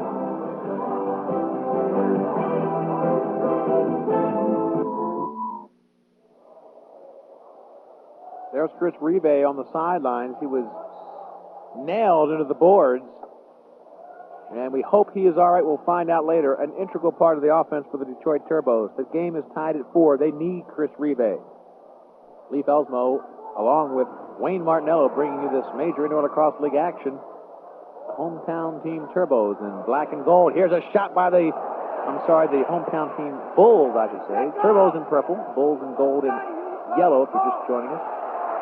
Gold and black. Where are my colors coming from, Wayne? Help me on this. Look at this. All the way out is Ted Sawicki. He came all the way up the field to effectively give Detroit the power play. All the way across to the far side. A shot and a score against Beardmore. The Turbos have come back to lead by 4. I can't say enough about this kid, Jeff Sinelli. He's just come out of the woodwork. He's a big kid, and they're looking for a lot from him. Sinelli with his second straight goal. It looks like it. Rodriguez here, a long pass right into the crease area. Sinelli will step and just deposit that baby. Unbelievable turn of events here for the Detroit Turbos. Getting a lot of help from number 5, Jeff Sinelli from Michigan State.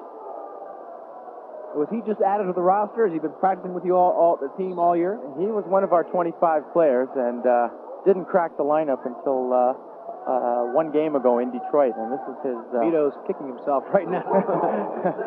It doesn't look like it was one of his great coaching moves. I'll tell you what, Sinelli not only has scored 2 goals, but he has totally taken out the 10,000 people here watching this game. You don't hear anything from them. They need a goal bad for the Pittsburgh Bulls. And there's that slippery area and another leg injury. Mark Gold went down. You're going to get some hamstring pulls. That is painful. And that area is slick, and you're getting leg injury after leg injury if you continue to run down on that surface. Well, we might get another look at this. I hope not, though. I hope it's not a knee. I hope not either. He's just going hard to the goal. Oh, that leg got caught behind him. I'm afraid that we've got a bad injury there. I don't know if that was because, the moisture did cause it. And it's Mark Gold, tremendous player, All-America out of UMBC, MVP his senior year of the North-South game. Yeah, and while you don't like to see anybody hurt, a player like this is so important to not only his team, he's important to the league, and you'll notice the Detroit team coming over to make sure that he's all right. The Gold brothers, the Gold family.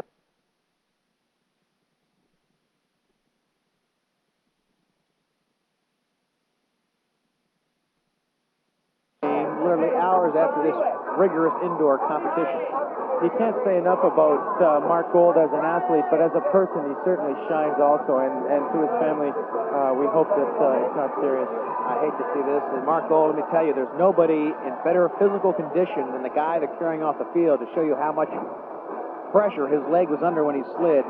He is in top physical condition. He's as strong as any of the 6'3" guys on that squad. He stands about 5'10". So hopefully he'll be all right. And certainly his physical strength, and that could help him prevent injuries or more serious injuries. Well, unfortunately, they just took a little detour. They're coming through the bench, and Mark has said, don't bother. Take me back out to the training room. We're getting a good shot of Mark Gold, and he's grimacing. He's in a little bit of pain. That's that slick area of the field we talked about, Wayne, and I certainly hope that players now know that they can't go in there full bore. You've really got to take your chances in there slowly, because that'll tear you up. You saw him come down there. He tried to plant. His leg just went right out from under him. Jack Tucker talking about it right now.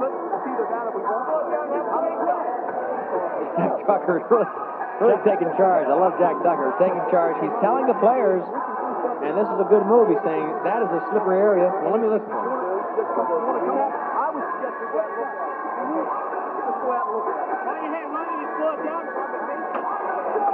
He wants the benches to go out and look at it. Well, certainly, I guess here's the coaches. They want to say, look, let's take a look at it. Both coaches are going over to inspect the area. He wants the teams to know about the dangers that are over there on that slick end of the field. And certainly both of those two coaches are both qualified. they certainly have sustained injuries in their careers also, and they understand what they're up against. Let me tell you again, technically, what happens. The Penguins played here about 4 hours ago. After the game was over, they bring the carpet in here. They've got to wet the carpet so that it adheres. They wet the ice, rather, put the carpet down, and when that freezes, that layer of water freezes, it sticks this synthetic surface to the ice. So it takes time to set up. They really had to push the process because of the timing of the event, and maybe that's one area that didn't quite come around full cycle. Well, there's basically two ways you can put the carpet down. You can take the ice right out, which is about a 6-hour procedure, and lay the carpet on a board underlay, which sometimes lets the carpet go and it'll pull itself right up, or you can lay it directly, as they have here, to the ice. The players, the management, the league seem to think that this is the better way to go about it, and so that's kind of what the people have done throughout the league. We haven't run into this situation before. And Jim Beer, when we talked about him, I saw him, I thought, limping coming off the field. He definitely was not running full speed. He was favoring a leg. This was late in the first half as we look at Beardmore. And here's a guy who is as good an athlete as they come. He has played last year when he played for the Washington Wave. He played the field. They would take him out in the second half and give him the field stick and let him go out and score some goals. Tremendous athlete as we watch Dennis Way warn his players about that corner. Yeah, the big thing is that you don't want to have an injury that's going to keep you away from your job on Monday morning. In case you didn't know, which I'm sure you did, these players are not paid the handsome salaries of the baseball players who are on strike or the football players or any of them. They play this for the love of the game. And we think that's one of the drawing cards, Leaf. You get people, you get quality people, quality athletes that aren't out here just putting on a show. They give back to the game that they love. So they're looking at the ice, and now they're actually bringing a technician out to take a look at it. We'll probably have time to take a little break ourselves, I think, because they're bringing some people out to look at that soft corner of the ice. And with the injury, it looks like we might be here for a couple minutes before we resume play. So we'll take a short break. 5-4 to score. Detroit has scored 2 with an unexpected hero, Jeff Sinelli. He could be the lead candidate for the Coors Light MVP. Stay with us. A lot more action coming up. We can come back.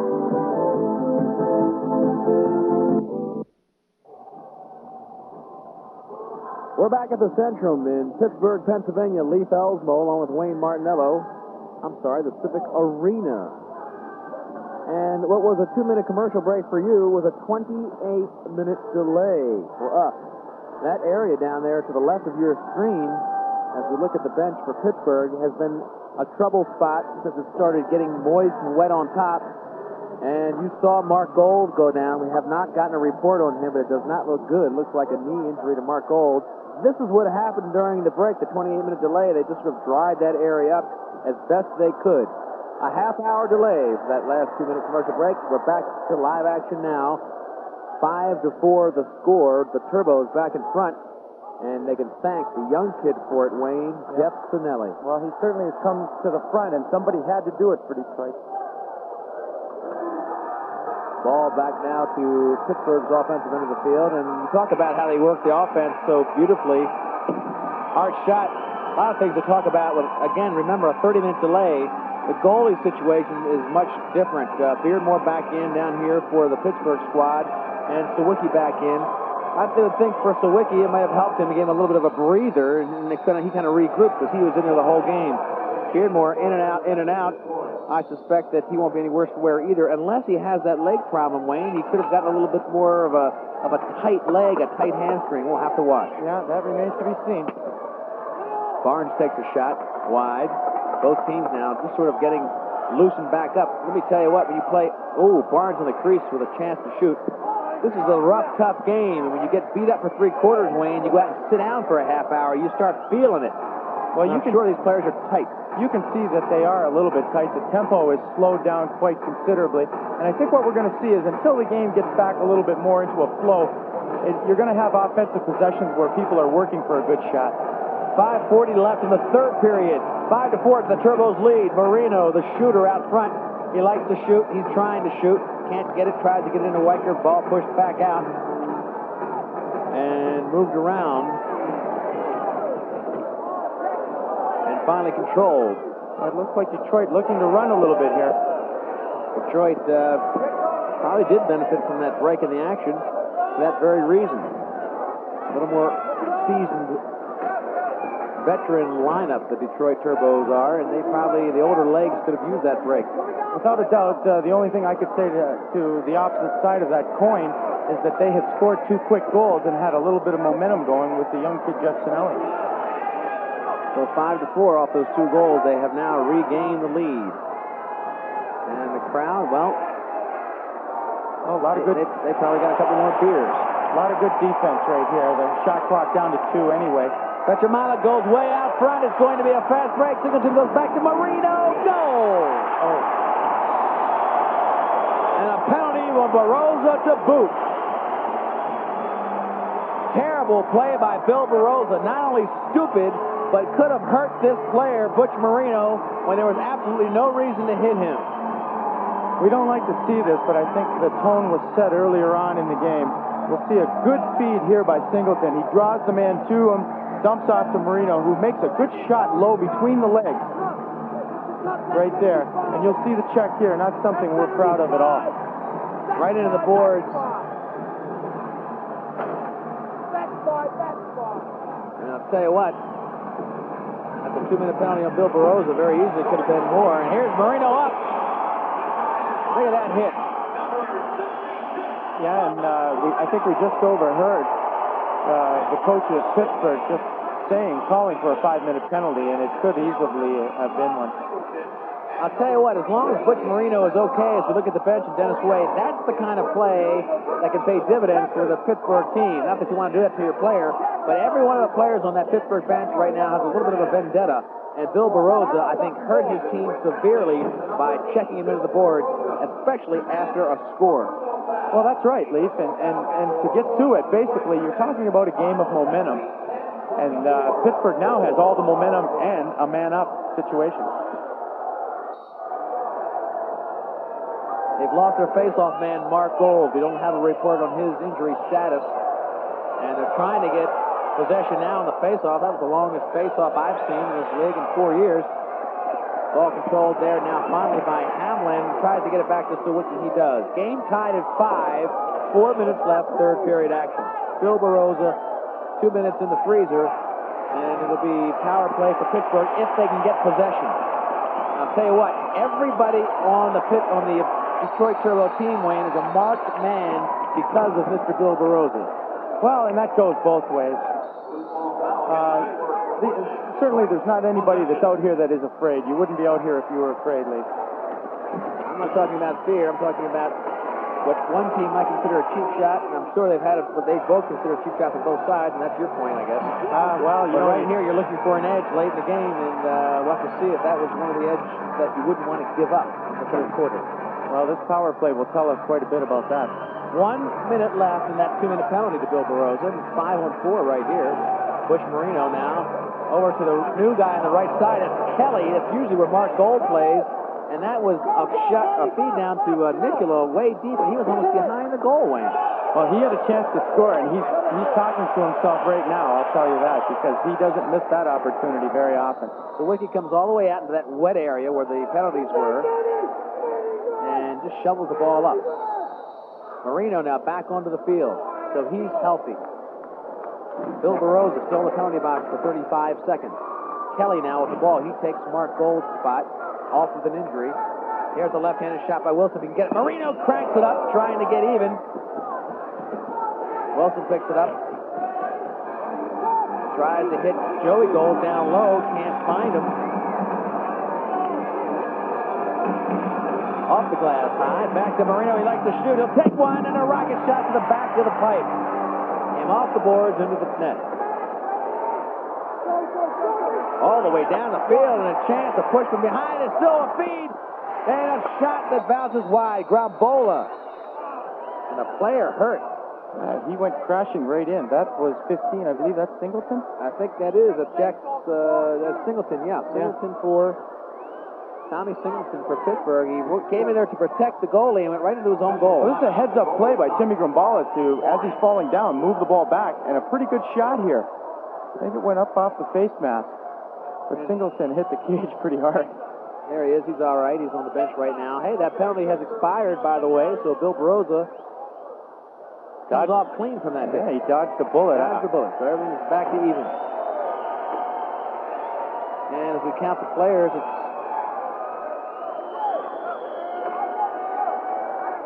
I'm looking for a fifth player, and there he finally comes on. I was going to say there's only 4 for Pittsburgh, but now Petramalo runs on. There's the draw, a good shot of it. And finally picked up in close by Pittsburgh, but they lose immediately to Rich Gordon. I bet you his nickname's Flash. Is it? Actually, that's the first I've heard of that, but that might stick. Now Beardmore lets one go behind the goal. Looking for possession. Detroit gets one into the cylinder. Grombola gets a check from Petramala. Another one. Petramala hammering him with the left hand. Here comes a shot. Beardmore saves it easily, and the ball's still loose. Hanley trying to pick it up over the far side. Now picked up. Moving it downfield. Gary Becker all the way across. Hanley, left hand, he's going to set it up, dishes to the backside, and the defense for Detroit pulls in beautifully. Well, it was a smart move by Pat Hanley.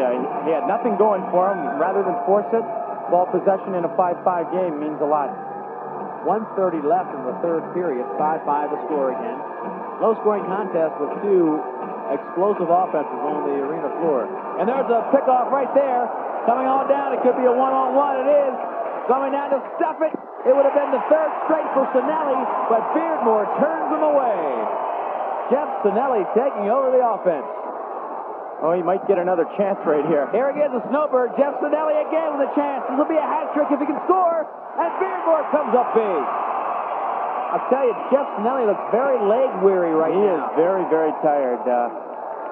I think he's finding out in his baptism, so to speak. Grombola and Beardmore fighting on the other side, but now on the one, and it's Joey Gold, and he puts one in right in the area where his brother went down with the injury. 6-5, Pittsburgh leads. Well, I think that could be a big goal in the scheme of things. 48 seconds left in the third quarter, and we just had a couple of very good chances by Detroit. Jimmy Beardmore coming up real big twice, and Joey Gold taking the opportunity to put his team out in front. Joey Gold does it in a big way. Back to a 6-5 lead for Pittsburgh with 45 seconds left in the third period. We've got 15 more minutes left, folks, in this one. Ball being pushed around in front of Beardmore. Now it's loose again. Here comes Sebastian. He's got some wheels. He's trying to be 2 turbos. Back to Marino. Shot wide of the 4x4. That just missed. That was a good shot. Pressure was really on, so with you that time. 25 seconds and counting. Backside. Here it comes. Looking for pressure from the offense. Detroit setting up. Running out with 13-12, and a hard shot comes in too close to Barnes. Sawicki comes up, 6 seconds left, and possession call, a broken stick on the field. They're going to have to get that off. Stick literally chopped in half. Most of the poles are wooden, but aluminum, but some of the guys still like to use the wooden shafts. That one was splintered right in half. I guess the object of a good cross-check. Cut right in half on the handle. I've seen Barossa and some of those guys come off with poles that are bent about a 45-degree angle. A lot of contact in the game, but the third period comes to an end with a very productive 2-goal spurt after the 28-minute intermission, and the crowd is really cranking it up to get behind the Pittsburgh Bulls. They've climbed back into the lead off of goals from Butch Marino and Joey Gold. They lead 6-5 with 15 left. Stay with us. And we'll put that one right into the belly area, too. And a good check by Pittsburgh. Sinelli, again, 2 chances there that were pushed away. But before that, he had scored 2 straight goals for the Detroit Turbos. Beardmore down here, and this is what I keep referring to. He keeps stretching out the leg. It looks like the left leg or maybe the right knee. Something very tight on Jim Beardmore. And right to his left, as he gets fired up, a little bit of quick shots to the face mask. To his left, the crew is down there toweling down that area. See in the far corner down there? That's the area that's very slick. And this is the crew just trying to get some of that moisture up. Mark Gold came flying down there, and his leg, he slipped out first, going full speed, then his leg caught, and unfortunately, it looks like he could have torn his knee up a little bit on that play. And seeing this game on Sunday, I can let you know right now, if you follow the Major Indoor Lacrosse League, a big game up in New York. We got a final on the Saints. The New York Saints, who started off very slowly this season, have beaten Baltimore, Baltimore Thunder was 3-0 at one point, have lost now 4 straight games, 16-11. Baltimore faltering with 1 game to play. They'll be in Detroit next week. Follow our coverage of the Major Indoor Lacrosse League next week, because we will have that game on selected regional systems throughout the country. Look for a time and a date on your sports regional outlet, but that'll be a big game, the last game. Baltimore has to win against Detroit to get a shot at that 3rd playoff spot. What a win for New York. Wow, they've been something. They played a great game in Detroit 2 weeks ago, and were victorious. So they're on a team on the roll. And they've got a great heritage of winning in this Major Indoor Lacrosse League. They just had a bad start, and now it looks like they may be a playoff contender. But we're in Pittsburgh right now with 15 minutes left to go, just a little bit under that, and Pittsburgh is climbing back to a 6-5 lead on the efforts of Joe Gold and Butch Marino. Jack Tucker calls the whole play. We look at Becker, number 2 down there for Pittsburgh. It'll be Detroit ball. He's 1 to tie right here. Rich Gordon with the ball. Another young, good prospect. He's a Midwest player as well, isn't he? Yes, he's out of Mount Clemens, Michigan. Didn't go away to college, unfortunately for us. So this is a kid who came to your squad as like a 19-year-old kid. Ball in close. Detroit, fake by Grabola, and a score beating Jimmy Beardmore to tie the game at 6. Yeah, that was Armando Rodriguez taking a pass from Terry, and he made no mistake. 18, that's 16. Number 18, Armando Rodriguez, one of the great offensive wheels in this Detroit team that we haven't heard from tonight. Yeah, he's been a little bit quiet. Terry picking up the loose ball will just shuttle it along, and Armando will step out front, fake, and throw it into the corner. Nice shot. And we get another look at it right here, and he makes no mistake. You'll notice that the shooting percentage, because of these players, you don't see too many misses on that kind of play. Game back to a tie situation, 6-all, and I don't know if they've gotten the news on Baltimore losing, but that means that 3rd place is still up for grabs. That's the news both of these teams needed to hear. New York did beat Baltimore. That means 5 losses could put a team into the playoffs for the 1990 season. Well, it says a lot for the league. There's a lot of balance in this league. All right, they're cutting loose on the far side. Hamlin didn't like Sebastian's wraparound check, took him right under the neck. And I think both of these guys are going to go to the penalty box for it, but this doesn't look too fair to me either. Now watch Sebastian, or Singleton rather, come in there with that hatchet. That wrap right around the face, and Hamlin just retaliating. Actually, it was a lot cleaner than I thought it was. He really came around the face mask pretty cleanly. He got a stick, a lot of sticks. Well, it is surprising. We get bad angles on some of these, and these kids are all so talented with a stick that a lot of times we see things that look like penalties that aren't actually penalties. And as we watch Singleton with that wrap check, Klausner goes into the box for Pittsburgh. It'll be a power play for Detroit. Game tied at 6. Shot in close against Beardmore, but he gobbles it up.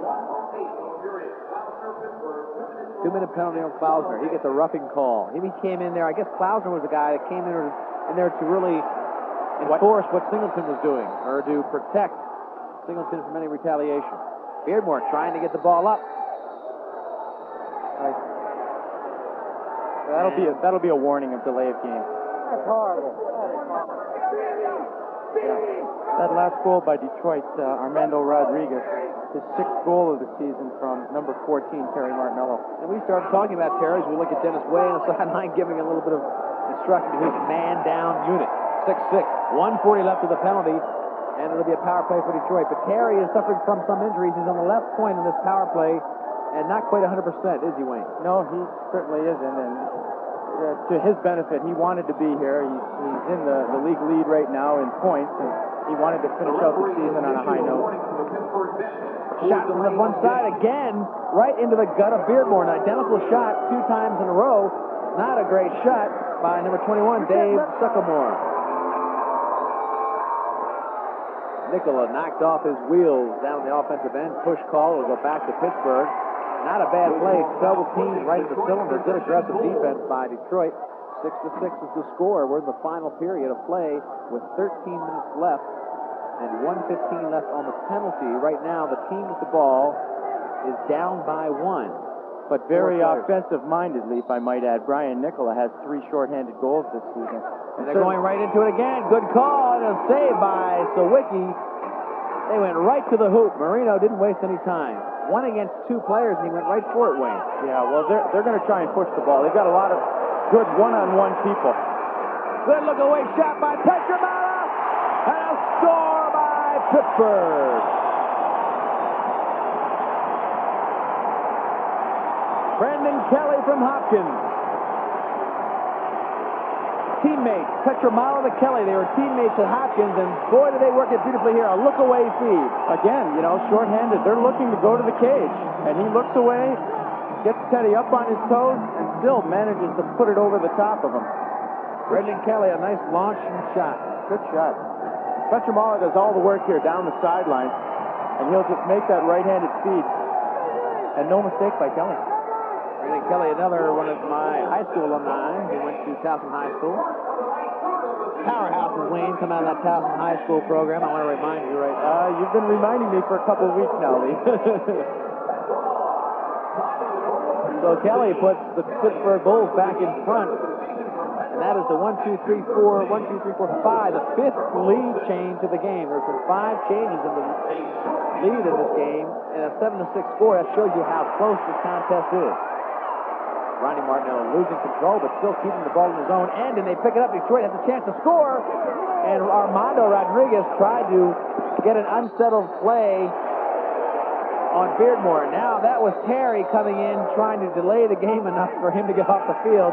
He got away with it, didn't he? That's a play that we're going to have to clean up at the end of the year. We've seen it a couple of times this year. Nicola comes in for goal number 4. This team has playoff hopes, and they're going strong in the 4th quarter. Well, you got to say that shorthanded goal by Brendan Kelly really fired up Pittsburgh, and we're going to have another look here.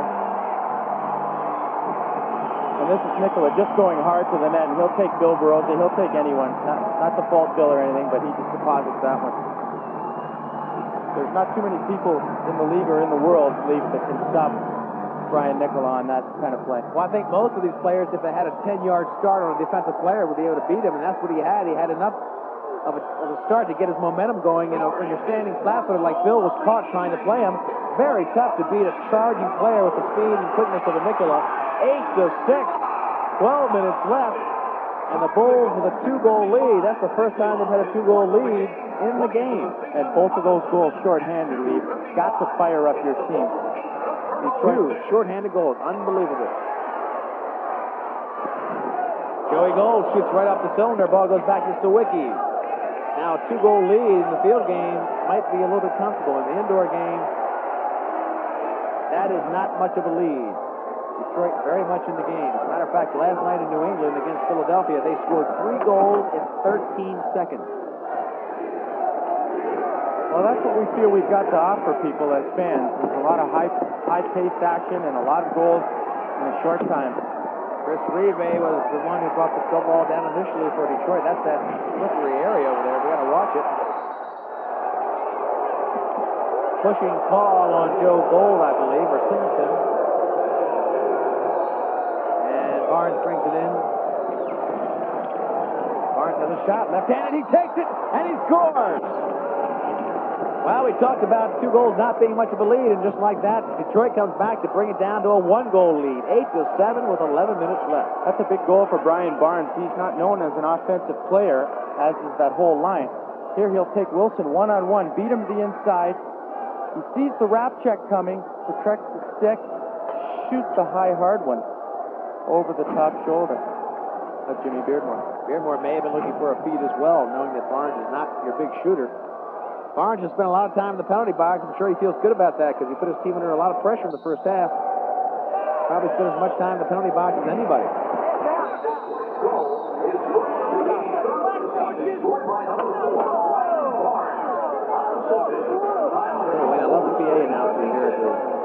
Sounds like, I feel like I'm in Disneyland. He has a great voice. I feel like I'm going into an exhibit at Disney World every time he talks. Back to live action, 10:50 left, 8-7. The Bulls holding on to a one-goal lead. Detroit, though, really pushing back the momentum. And they have an offensive team out there, Leaf. They've got their best offensive people. They're pulling out all the stops. Rodriguez started with it. Pushing it over to Sinelli. He scored 2 this half. And there's a hard shot from outside by Terry Martinello. Rich Gordon trying to get it. He'll be hammered by 2, 3 players, and here come the Pittsburgh Bulls. Rich Gordon really taking on the whole team. There he is, number 2. You know what? Gordon's taking no prisoners down there. He's playing for a spot on next year's team, actually, and he goes in hard here for the loose ball, sees the check, it gets under it mostly, comes up with the ball, and is looking for somebody to pass the ball to. Unfortunately, Ronnie is thinking play the man. There was that Singleton in there with that wrap check. He's got a Singleton really. He's putting the stick in back in the player's box and come out and just start tackling people. Pittsburgh back on the offense. The crowd getting behind it. Nicola, he's got 4 goals already. Bounces it off Sawicki. And they're pushing Nicola all over the field. Tucker says, all right, guys, clean it up. You know, when we look at the first time these two teams met this year, Wayne, Brian Nicola had 4 goals and 1 assist. Yeah. Mark Gold, who went out with an injury, had a goal before he did get that injury. He had 3 goals in the first meeting and 4 assists. 2 of the big players. But Brian, again, loves to play the Detroit Turbos. A lot of friends on the opposite end of the player bench. Well, that's right, Leaf, and you saw a little bit of that action there with Pat Lee and Brian Nicola. There's that left foot of Beardmore. I'm telling you, that left leg of his is very, very insecure. Lob shot down and close. And look at the behind-the-back feed by Nicola. Beardmore is not healthy, and I don't know how long Dennis Way is going to go without recognizing that, but he could not even come out of the box to get that ball. You can see his leg, it looks like it's taped now when you see the backside. Yeah, he is all taped, and it looks like that knee that is all taped. Shot, and a goal by Pittsburgh. They're back up by 2. 9-7. Scored by John Wilson. Wasn't it 25? I believe so. And I think we've got a little bit of a fray here. The goal judge has put his light on. He says goal. And from our angle, it looks like it's a goal. Wait a minute. They're putting it over to the face-off area. They're talking about it. It could have been an in-the-crease violation. 9:31 left in the 4th period to let you know. This could be another of those big calls we've alluded to throughout this game. Jack Tucker's had his hands full there as he talked through. He's the crew chief. We're going to have a look at it here. Johnny Wilson just coming to the front here, makes a good bounce shot. Up over the shoulder. Well, that's no question it was a goal. I just wondered if there was a whistle before the shot. That would be the only problem that I could see. That if they called something off the ball before the shot was taken or the goal was scored, if it counts, it's 8. It would be 9-7. They have not registered the goal officially onto the scoreboard. You see right there, it says 8-7. The Bulls still with a 1-goal lead. And that 8 would become a 9 if this goal counts. The goal by John Wilson. I've got it penciled in here. Not official yet. It's funny the way this game has played itself out. Every time we look like we're getting a little bit of a fray, we get a little bit of back and forth, up and down. Here's Skip Lickfist, 36 years old. We talked about him. Skip, don't get mad at me about mentioning your age. It's just, look at Skip, put his head down. You knew right away that they're taking the goal away from this team. He's the coach of the Mount Washington squad up there in Baltimore, and one of the great All-Americans out of Washington and Lee. And Wayne, of course, you know he went to high school. Yeah, do I ever. Probably one of the greatest high schools producing lacrosse players. 13 years of undefeated play there, but don't worry about that. Jack Tucker bringing the ball over to try to describe what went on with Dennis Way. And that goal is not registered on the scoreboard, so 8-7, they're taking it back. Point penalty to number 4, Brian Barr. Coming in for Classic. Time of the penalty is 5:24. The goal does not count. The penalty call was not made. Can you believe that? Barnes, who we talked about spending a lot of time in the penalty box, must have fouled before the shot. So I suspect a referee blew a whistle as the shot was being taken, making that goal not good. I think you've got it there, Leaf. There can't be much else that would have happened. So However, scratch out John Wilson's goal. However, we've still got a power play for Pittsburgh. 9:36 left in the game. 8-7, a slim one-goal lead for this Pittsburgh Bulls team in the gold and black. They now have a 2-minute power play. Sawicki looks up, tries to stall a little bit. He'll just loft it up, finds the player. No, can't get Barosa coming across. And they'll reload their offense. Enough time on that play to get two fresh players in, Hamlin and Pratt, for the man-down team of the Detroit Turbo. This is Wilson with a great left hand. His goal is just taken away. Now down to Nicola. That's Wilson right now. Hard shot from the far side. That's Kelly. Brendan Kelly taking the spot of Mark Gold. Up top, it's Wilson with that hard shot. We don't even know where it is. It's out of the arena. Boy, that ball is hard. No, I think they're going to call possession Pittsburgh. Yeah. All right, they said that I guess Sawicki got a piece of it. The ball went out of bounds, and we'll go back to Pittsburgh. 1:14 left on the penalty. 8:50 in the game. Slim, one-goal lead for the black and gold. Kelly fakes a shot, but he didn't even have the ball. Ball up top. Now back to Kelly. He'll shoot, and he goes wide at the 4x4. This is Butch Marino, who's gone a while without shooting. I'm sure that's bothering him. Let's see if he gets one off. No, tries to go down deep. And Sawicki picks it up. 54 left on the penalty. Sawicki will hold the ball, Wayne. He'll try to eat up some time. They've got to play him, and here they come. Oh. They knocked him down. The goal's open, but a shot on Beardmore knocks away. Sawicki now working back to the goal. He's still not in there, and here comes Pittsburgh on the power play. They'll have a chance to set up for one more shot. 33 seconds left on the penalty. 8 minutes in the game. Well, Ted's just trying to help his team clear the ball. In this league, you have to clear the ball over center in 10 seconds. Nicola all the way across far side. Shot, and it comes off of Sawicki. Great save. Ball still alive. Uh-oh, Nicola, he's trouble in here. Goes against one player. Let's take on two. He's got the great left hand. 13 seconds on the penalty. Kelly up top now. Here's Marino with a hard shot off Sawicki. 7 seconds left on the penalty. 5, 4, 3. Counting down. Wilson's got a great shot to Nicola. He's trouble in there. And a big save by Sawicki as the time expires. They're all even if the players can come back in. He's handing back. Barnes is way back. Barnes is out of the box and there for a fast break if they can get it to him. Couldn't quite find him. Terry Martinello couldn't quite find Barnes as he was down in the corner. Beardmore comes up with it. Penalty is over. 7 minutes left. Bill Gold down in the corner. 1-goal lead for the black and gold of Pittsburgh. Brendan Kelly comes on, asks for the ball from Marino. Marino waits for the offense to set up, and now finally Kelly gets it. We've really seen the game tighten up. The people are sitting down. There's not much going on, and the fellas are playing good defense all the way around. Well, we talked about the close losses that Pittsburgh has had all year, and I think the fans on the edge of the seat, they've seen their team this close to victory before. Joey Gold in close, and he cannot get a score. Illegal procedure. He is in the crease. And now, possession back to Detroit. We're going to get a look at that play right now. Joey Gold all alone, one-on-one. Not much to shoot at. He elected to go through the legs, and it didn't happen for him. Sawicki comes way out. Finally gets help. And now the offense for Detroit. They need a goal to tie. 6:20 left in the game. Finally dish it off. Look at the high pressure put on by Pittsburgh. Sycamore now getting close. This is the third line. This is not your offensive line, Wayne. And there's a penalty, a delayed penalty. Looks like it is against the Pittsburgh team. So a penalty will be on Pittsburgh. It'll be extra man for the Turbos when we come back. 8-7 the score. Pittsburgh with a slim 1-goal lead. 6 minutes to play. Back at the Civic Arena in Pittsburgh, and it's down to crunch time. Under 6 minutes, 8-7. Pittsburgh leads a slim 1-goal lead. Wayne, we've talked many times about how that is really no